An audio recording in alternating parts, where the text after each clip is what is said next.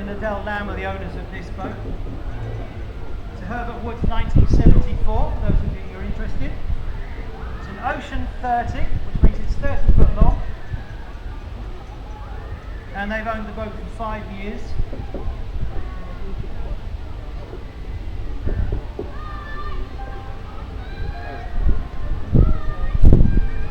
This boat's been on the Great News for most of its life.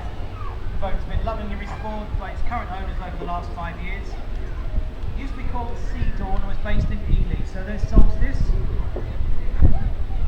With the official camera on board, everybody give it another wave.